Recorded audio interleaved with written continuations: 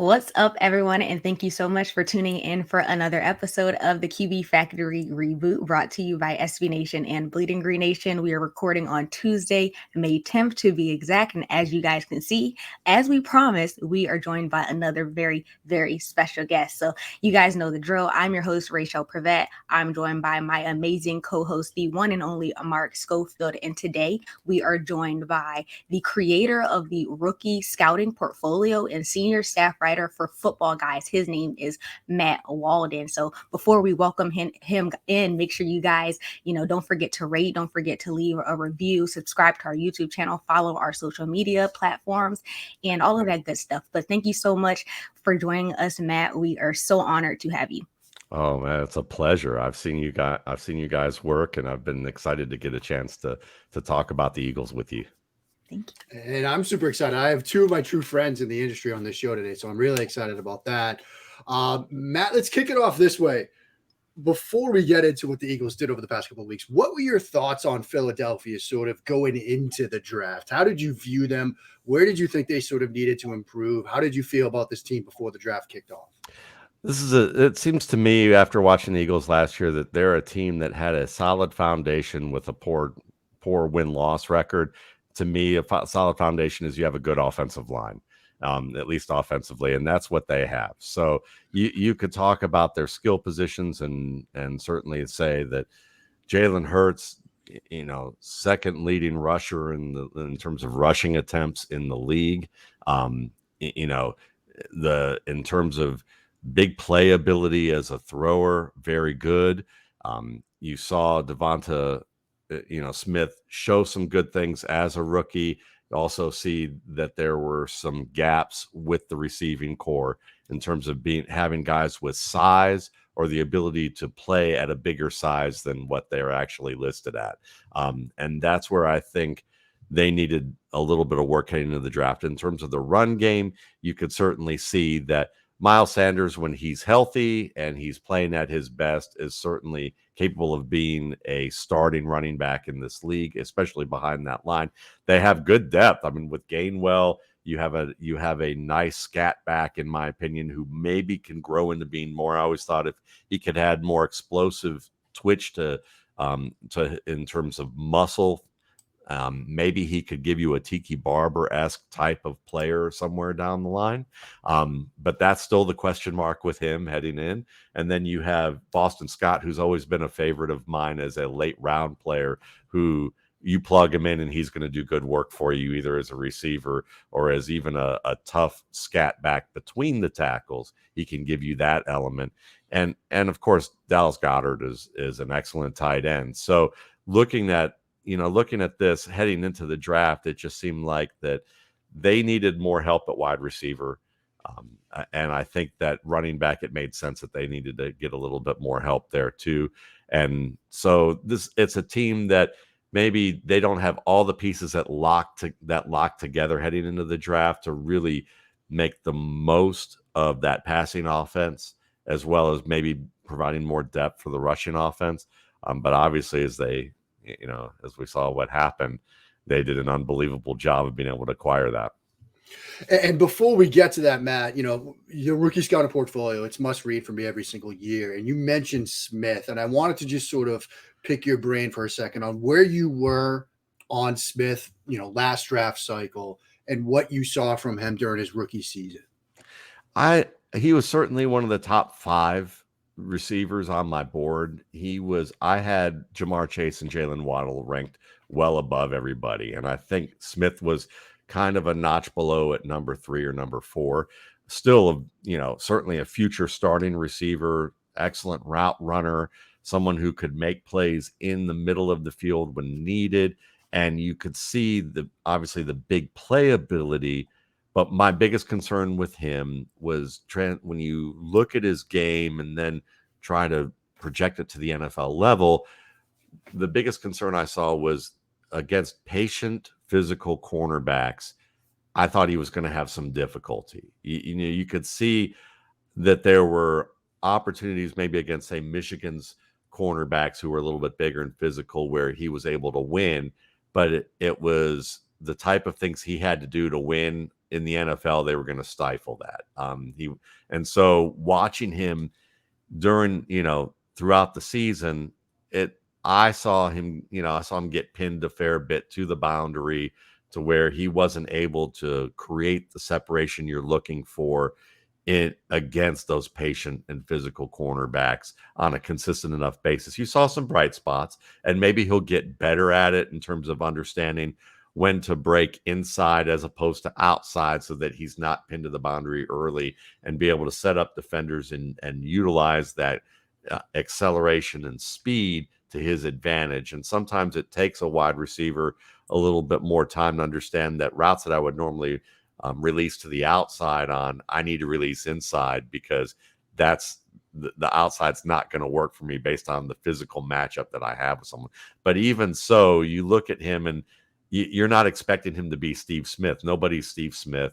And they had a bunch of players, on that team who you had to expect them to be Steve Smith-like in order to win on the outside. And I think they realized with their profiling of players like Rager and Watkins and Smith that they needed more size. They needed somebody who could be explosive, but also be physical. And you just touched on it. We needed that big body presence when it came to the wide receiver room. And we got that with A.J. Brown in that trade. So how do you think that Brown is going to be able to fit in this Philly offense? Oh, I love it. I think it's an absolutely fantastic fit for a number of reasons. I mean, A.J. Brown came into the league, and there are a lot of evaluators that considered him more of a slot receiver who had a limited route tree. And he's closer to what Terrell Owens was at the top of his game than he was a limited slot receiver. Big, physical, a complete route runner when needed. You just saw a smaller number of reps where he ran the variety of routes that you would want to see at Ole Miss. And some routes you just didn't see at all, but you could see the way that he played, the way that he could drop his weight into sudden stops with his bend and the efficiency of his breaks, that he could run any route that you'd want him to run. Because if you can do that, then you can run the timing routes that you need to be able to run in the NFL. And then when he came to Tennessee, you could see that he could win on the perimeter and just be physical. I mean, I think people I'm being simplistic here, but I think people looked at DK Metcalf as running mate at Ole Miss and said, well, he was the bright star in terms of all the physical things you'd want. But put AJ Brown on any other team in college football, and you wouldn't have been making that comparison at all.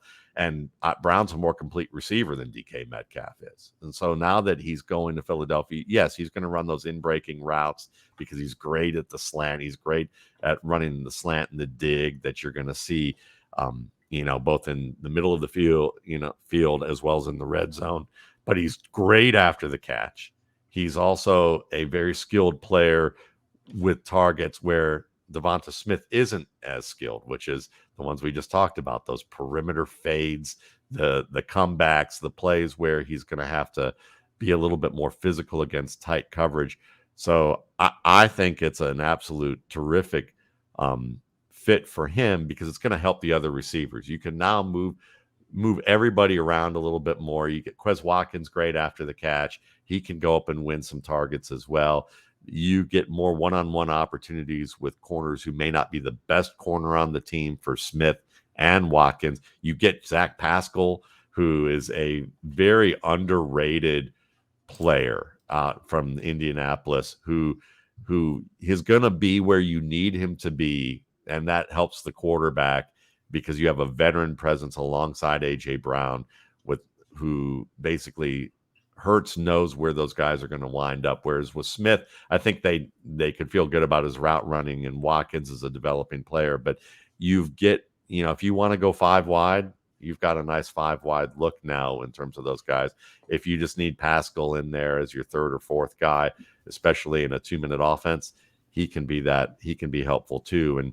And the fact that you've got 2 players who can stretch the field on the outside or matched up inside in terms of Smith and Brown, and Watkins too, but Brown, that guy that, whether you throw him a short pass and run a long way or have him run deep and out muscle people for the ball, you have a complete option there.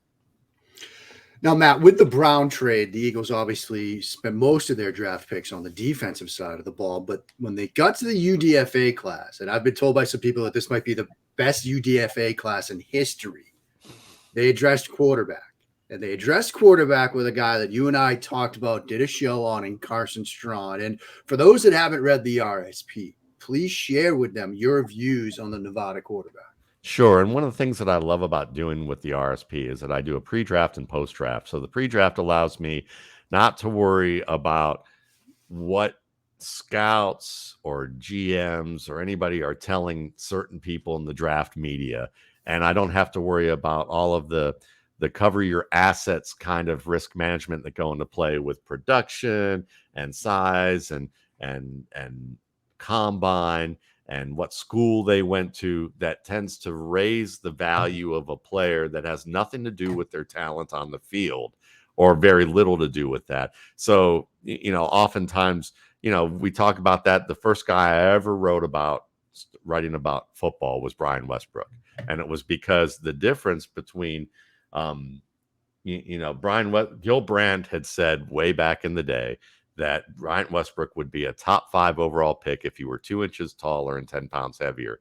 And as someone who worked in corporate America, I thought, well, that's basically because he's, a former GM is thinking, how do I explain to my owner? How do I explain to the media? How do I explain to fans that I drafted a 5'9", 205-pound back from Villanova with 2 ACL tears in the first round? Because if he doesn't work out the way that we think his talent on the field would, we're going to look like bigger idiots than if we drafted the guy who they actually took at FSU, who was 220 pounds and ran, had no injuries and had great production, but couldn't find his way into a hole. So we could fail with him in the first round because he hits all those marks. So when you look at, Carson Strong, the knee injury was the big issue with him. And then there were whispers about that maybe he wasn't the greatest personality to deal with in terms of, was he the most engaging personality to deal with, that kind of thing. I leave that up to the people who are actually experts at that, not media, because media just interviews and asks questions and then writes the answers and gives a little bit of an interpretation, but they didn't go to school for psychology. They're not industrial psychologists or anybody that specializes in leadership training or things like that. So Strong, when you look at his game, listen, he called play. He was able to make changes to plays at the line of scrimmage, which is very important. Not athletic in terms of what you're going to get with Jalen Hurts, but what's more important, and what Hurts does pretty well, but I think Carson Strong does as well as any pocket quarterback you'll find, is he maneuvers away from pressure well, efficiently. You don't have to have a ton. It's great to be able to move out of the pocket and threaten as a runner. That has its own, that's an asset in itself. But even the top guys who can move, Lamar Jackson, Russell Wilson, the things that make them great is that when they can allow pressure to arrive within a step or two, and they can make the efficient movement, maintain their throwing platform. And Carson Strong does that. He throws receivers open. He has a very good arm, which, as Mark and I talked about in our own film room at my site, he's a player that really was playing on one leg last year. And he still had an arm that was up there with a lot of the quarterbacks who were taken in the first and third rounds of this draft. So you're getting a player who probably just needs a little bit of time to heal. They may look at the knee and fear that he's not going to have a 15-year career, but we don't know for sure. I think the risk was enough with that. But you get a tough player, as Mark had profiled.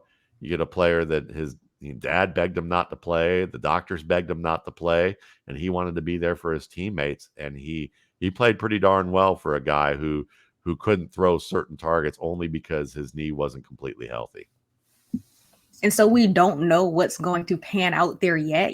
There is a possibility of that red shirt this season, but if Jalen Hurts does not make the necessary progress needed that we need to see from him, do we see Strong being a part of like the Eagles 2023 plan? I think there's a real possibility of that. And one of the most telling factors for that is he got paid a $20,000 bonus as a UDFA, which is one of the biggest bonuses you'll see for an undrafted free agent. So that tells me that they know that he is a more valuable talent to them in their eyes than just a free agent who might be a raw quarterback. And they also understand, having Gardner Minshew this year, they don't need to try and push Strong to be the backup at this point. They just need they need to see him get healthy, understand the system, get a chance to evaluate him in the preseason, and then let him work behind the scenes. And then at this point, after that, then it will be his time because of the way the contracts work out. I believe Minshew is gone next year if they don't re-sign him. So if they see enough from Strong that they feel comfortable that the knee will be okay and that he's not an absolute unprofessional, in terms of dealing with him, then yeah, I think next year he'll have a chance to compete for the number 2. It'll be the expectation for him. And if Hurts struggles, yeah, they'll give him the shot because then they can move on from there. They know they've exhausted their options. And $300,000 salary it may be a lot to most of us, but it's even if this year it didn't work out, $20,000 plus what they probably spend $60,000 on him at most if they cut him right now. I mean, as former NFL scout and Montreal Alouettes head of scouting, Russ Landy and I were talking about Justin Ross, the Chiefs wide receiver. We were talking mid-draft. Why wouldn't a team draft him late? You could spend $60,000 on him, and if he doesn't work out by the beginning of the season, you cut him. What's that versus getting a guy who might have first or second day talent? And that's what Carson Strong has. He has that kind of talent. So for sure, and with the offensive line they have, with the type of receivers they have, he fits just fine. They don't need a runner at the quarterback position. It's nice to have a guy who can run like Hurts, but what they need is someone who can execute at a high level. Hurts showed that he can take another step and be there, but is he going to be able to make that final step and show that he's not only acclimated to the pro game, because I think quarterbacks, and I think Mark will agree with me on this, is that what we see in college, the first year or two, it's really about how fast they acclimate to looking like the player they did in college. And then what separates the guy from being, oh yeah, he's good enough to play in the NFL and we can either start him or use him as a journeyman or backup. And the difference between that and being the guy you signed to your second deal as your franchise guy to the same team that picked him is, can he grow? Can he develop into being more than what he was in college? And it usually takes a good 18 to 24 games for us to figure that out due to the nature of how opponents scout quarterbacks and start putting in different game plan wrinkles that they see. They're not going to throw it all in at once because A, they don't see everything just in the first 8 to 12 games. And B, they may not have the personnel to execute it. And C, they may throw in a couple things just to make sure because they've only had limited number of reps to determine what they like or not. So Hurts is still in that process of teams going, this is what we think he's good at. This is what we think we can exploit against him.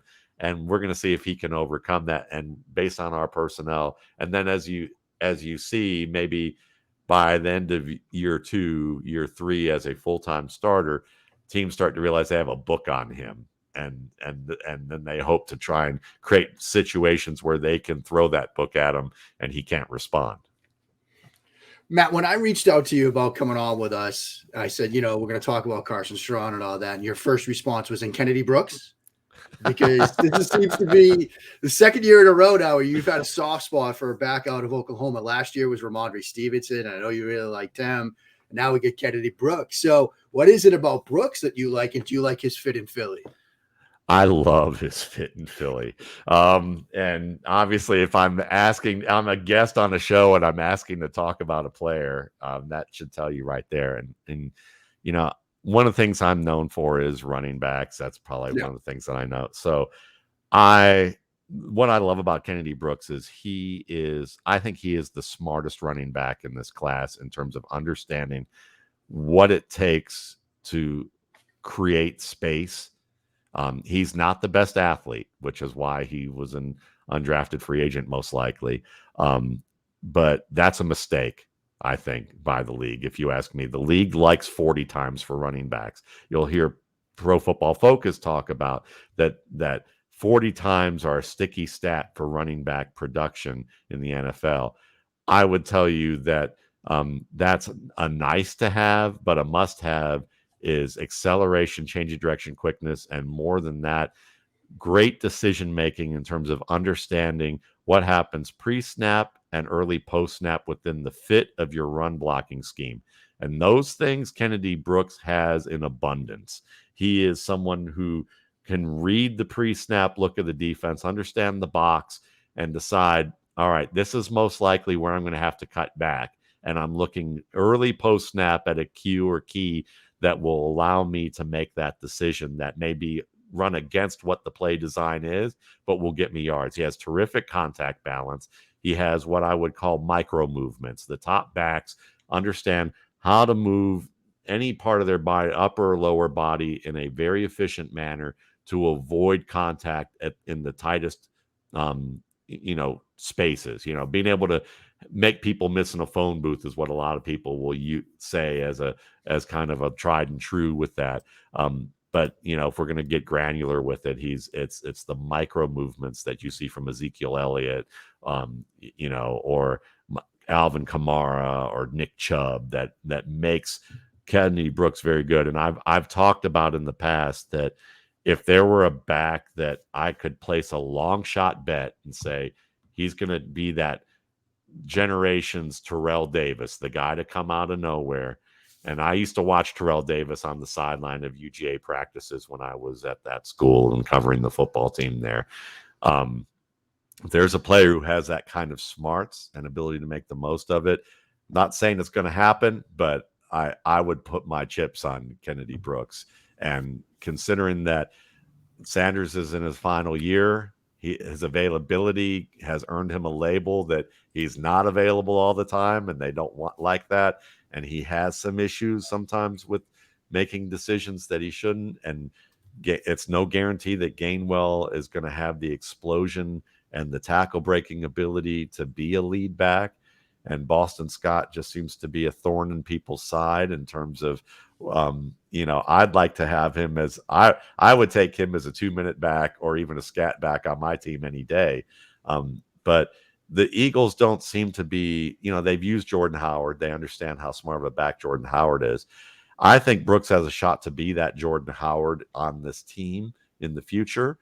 And you could see him be even a little bit more because he's faster than Jordan Howard. He has a more explosive profile. So I could see with this offensive line, if they have a good enough, they feel comfortable with their offensive line, they may look at him and go, yeah, maybe he's not the fastest guy, but we'll give him a shot because he breaks tackles and he gets us those explosive plays of 10 to 15 yards on a consistent basis. And that's an explosive play in the NFL. You get enough of those and you score. And they've statistically proven that over the years. And Brooks is more than capable of that, even though ownership usually thinks explosive plays like fantasy owners like explosive plays, which is 40, 50-yard gains. But we don't need to worry about that. And so when we're looking back so far at what Howie Roseman has been able to do during this offseason, we have to say, he's done a really good job. You got to give him his flowers. He's given Jalen Hurts these necessary weapons. We've also seen him address some positions on the defensive side of the ball. So based off of what he has done, what are your expectations for the Birds going into this season? Well, I mean, I think it would be a good expectation that with a healthy team, that this team should somewhere be within 7 to 9 wins as at a minimum. And looking at the division, I think that's pretty reasonable too. I mean, the Cowboys are obviously still going to be the team to beat in terms of because of that offense. I think the Eagles probably have one up on Washington and New York. I mean, New York might be able to make some strides if their quarterback figures it out, but I'm not as confident in that. And so I think that the Eagles have a shot for a wild card this year if they play at their best, and everything comes together. And I'm obviously being very conservative, saying 7 to 9 wins. But I think that's very, very possible that they could win somewhere between 9 to 11 games if everything works out, especially with A.J. Brown in tow and the ability to stay healthy with the run game and Hurts taking that next step. So they did a good job, because also I think the players that they picked fit within the coach's scheme in a manner where, regardless of who's quarterbacking, if Hurts gets injured, I think that they still have the type of players where it's going to complement any of the quarterbacks that they have on this depth chart. So overall, I think they take another step forward, and then by 2023, if everything's working out, they should be able to challenge for the division lead. Matt, obviously a lot of what happens next year hinges on Jalen Hurts. Now, kind of a two-part question. I'm pretty sure you already answered the first part of this. Did Howie Roseman do enough to help Hurts? And as such, does he take that step forward next year, do you think? I think he did enough to help Hurts. I think that at minimum, we should see, the worst case scenario is that it takes a while for Hurts and Brown to gel, but they're good friends. So I don't think that that's probably going to be a huge issue for them. But again, with, that Hurts and Goddard, that's going to be a key thing. Can they continue to build on what they had? And can they have, and same thing with Smith. So if Smith and Hurts are able to do a little bit better on some of the bigger plays, the bigger play opportunities, then I think this team could be very dangerous in the passing game. But the big thing for Hurts will be probably continuing to find the most efficient decisions, as opposed to being the guy who can make the great improvisational plays. And the great improvisational plays are awesome, but you want him to have the easy moments where he's not in second and long or third and long because of the fact that he may have missed out on some of the easier plays that get him in the 2nd and 3 and 3rd and 4. And if he can have more of those scenarios where the Eagles can have either longer drives or drives that end quickly because he's able to score off of these down and distance situations from what he's created the play before, then I think he does take that next step forward. But it's a matter of being a little more efficient in the pocket, knowing when to throw the ball away, not getting too invested in plays, because it's always been with him and a lot of guys like this. Matt Stafford always had this issue. The more he got invested in a play, the more likely he was going to make an error, because he just thought, I've come this far, I need to make something good happen, and not realize that maybe it is, I've come this far, I've survived. The good thing that happened is just to basically throw the ball away and end the play. That's good enough. And sometimes guys forget that when they're great at those types of things in the college game. So if he can, fix that and kind of take the path Matthew Stafford did, then I think you can see Hurts take that next step. Well, thank you so much for sharing your insight and your time. We appreciate it so, so much. Do you want to plug anything, or where, can listeners find you? Sure, I appreciate it. And this was a pleasure. Of course, you can find me at mattwaldmanrsp.com. My YouTube channel is Matt Waldman's RSP Film Room. I have a podcast called the RSP Cast. Mark Schofield and I are partners in crime on that very often. We do a weekly show during the year called the RSP Quick Game, where we handle a lot of subjects in quick hitting fashion, or sometimes we just kind of call a timeout. Or we call a timeout and just decide that we're going to ditch the rules there on that. So quick-ish. But you can find all that, at mattwaldmanrsp.com. The RSP, if you're a fantasy guy or girl, you can find it at, you can find the pre-draft and post-draft. They are both available, and I donate money each year from the RSP to an organization called Darkness to Light, which is an organization devoted to preventing sexual abuse of children through training programs, as well as how to address that when it unfortunately occurs. And the RSP has raised over $50,000 in the past 10 years to that cause. So very proud of what we do here at the RSP. And thank you again for giving me the time to be able to talk about it. Awesome. Love that. Thank you. So yeah, you guys heard it here. Don't forget to rate. Don't forget to leave a review. Don't forget to subscribe. Follow all three of us. You guys know the drill. And yeah, do you have any last words, Mark? As always, go Eagles.